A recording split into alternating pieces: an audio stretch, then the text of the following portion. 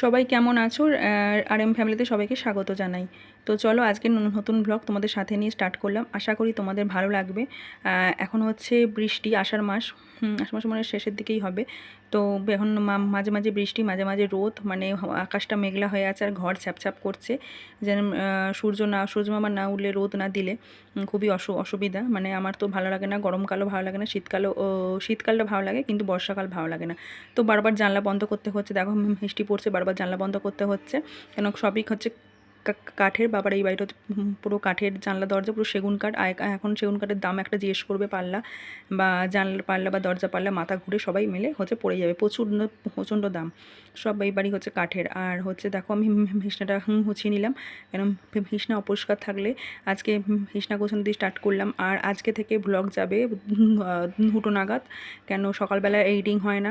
মাঝে মাঝে ওরও হচ্ছে অফিস বেলায় থাকলে তখন খুব অসুবিধা হয়ে যায়, তখন সকালবেলা হয়তো রাতে এডিটিং করতে পারিনি, তার পরের দিন সকালবেলা এডিটিং আর হয় না, আর ভিডিও ছাড়তে সময় লেগে যায়। ওর বেলায় ডিউটি হলে, সকালবেলা হলে হয়ে যায়। গুড মর্নিং, সবাই কেমন আছো? আশা করি ভালোই আছো। আমি ভালো আছি ঈশ্বরের কৃপায়। আর যে যেখান থেকে দেখছো, আশা করি ঈশ্বরের কৃপায় ভালোই আছো। তো চলো আজকের ভিডিও স্টার্ট করলাম। আজকে সোমবার, আর এম ফ্যামিলিতে সবাইকে স্বাগত। আর সপ্তাহে একটা করে ভিডিও রেশমি ডেলি ভ্লগে ছাড়ছি। তোমরা যদি মনে হয় যে রেশমি ডেলি ভ্লগে গিয়ে দেখবে, গিয়ে দেখে আসো। একটা করে সপ্তাহে ভিডিও দিচ্ছি।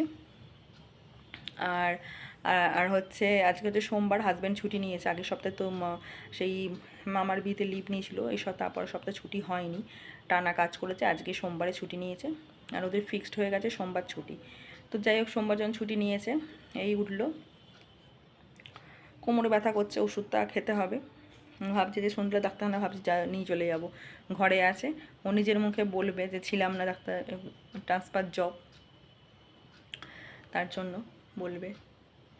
আর এইসবে চা খেয়েছি। আজকে ঠাকুরের সেবা দিতে হবে, ঠাকুরটা মুছবো, ঠাকুরের সেবা দেবো, চান করব।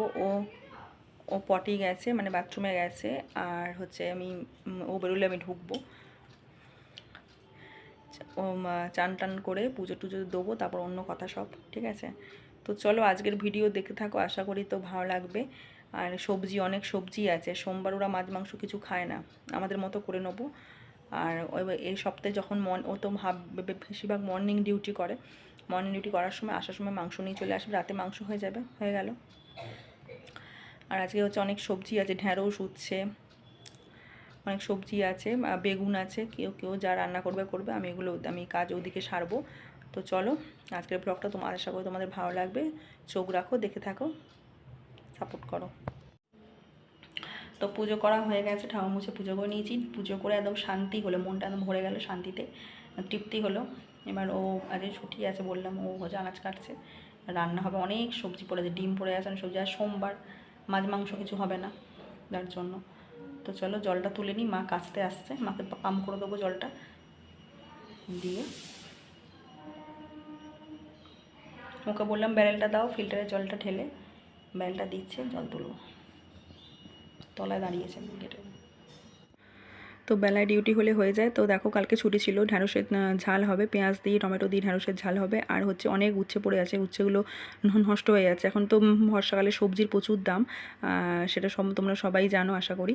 আর দেখো সমস্ত উচ্ছেগুলোই বললো, আমি সমস্ত আনাজ কেটে দিয়েছি আর রান্না করতে বসেও দিয়েছে। আমি একদিকে ভাত করছিলাম, কালকে ছুটি ছিল। রাতে হচ্ছে পনির করেছি, পনির আলু দিয়ে তরকারি করেছি, বাটার দিয়ে।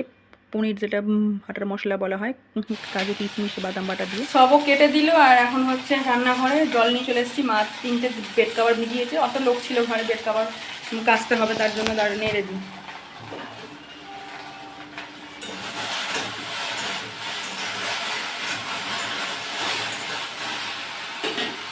নেড়ে দিলাম। ঢেঁড়সের তরকারি হবে। আর হলো ছোটো মাছই আমি গেছিলাম মাকে হেল্প করতে, জল ভরে নিয়ে গেলাম, ব্যাস এবার রান্না হলেই হয়ে যাবে।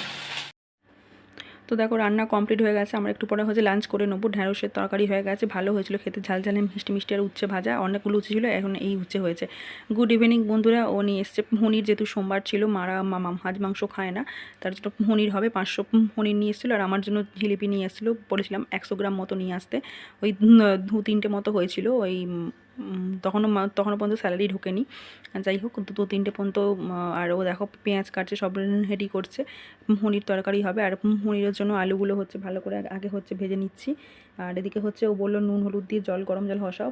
আর এটা হচ্ছে টমেটো আর আদা টাদা সব দিয়েছে। এটা হচ্ছে পেস্ট একটা। আর এটা হচ্ছে কাজু বাদাম, কাজু কিশমিশ এমনি বাদাম দিয়ে ভাটা দিলে ভালো লাগবে। তো দেখো আলু ভাজা হয়ে গেছে, আলু তুলে রেখে দিয়েছি। এবার পনিরগুলো হালকা হাতে একদম ভাজতে হবে যাতে ভেঙে না যায়, খুবই নরম তো। আর হচ্ছে ওদিকে বললাম যে নুন হলুদ জল বসানো হয়েছে। এই পনিরগুলো ভেজে তোমরা এরকম করতে পারো, যারা জানো তাদের করতে হবে না, যারা না জানো হয়তো তো না যাতে ভেঙে যায়, নুন হলুদ জলে গরম জলে সব ভাজা পনিরগুলোকে দিয়ে দেবে। আর এদিকে হচ্ছে সব পনির ভাজা হয়ে গেছে, ওদিকে হচ্ছে নুন হলুদ জলে সমস্ত পনিরগুলো দিয়ে দিয়েছি, জলের মধ্যে আছে। আর এখানে হচ্ছে বাটারটা প্রথমে দিয়ে দিয়েছিল, গোটা গরম মশলা বাটার। আর এখানে হচ্ছে যেটা টমেটো আর একটা কিসের পেঁয়াজ, হয়তো পেঁয়াজ ছিল কিনা জানি না, আমি পেস্ট করেছি ভুলে গেছি, সমস্ত কিছুই ছিল হয়তো, তো আমি ভুলে গেছি। দেখো এটা একদম রেডি হয়ে গেছে, পনিরের তরকারি একদম রেডি, আলু দিয়ে অসাধারণ খেতে হয়েছিল, একদম এক ঘর মানে যাকে বলে। আর হাজব্যান্ডের হাতের রান্না অসাধারণ, মানে যে খাবে একবার মানে স্বাদ স্বাদ ভুলে যাবে না, মানে আরও খেতে চাইবে আমার মায়ের হাতে আর ওর হাতে। তো এখন বাজে 11:15, এখন আমরা ডিনার করে নেবো। পনিরের তরকারি হয়েছে রাতে, তোমার সাথে সব শেয়ার করেছি। সকালে ঢ্যাঁড়স আলু তরকারি আছে, গরম করে নিয়েছি, ভাত আছে, রুটি আছে, মিষ্টি আছে। তো খেয়ে দিয়ে সব শুয়ে পড়বো, কালকে আর অফিস ডিউটি আছে।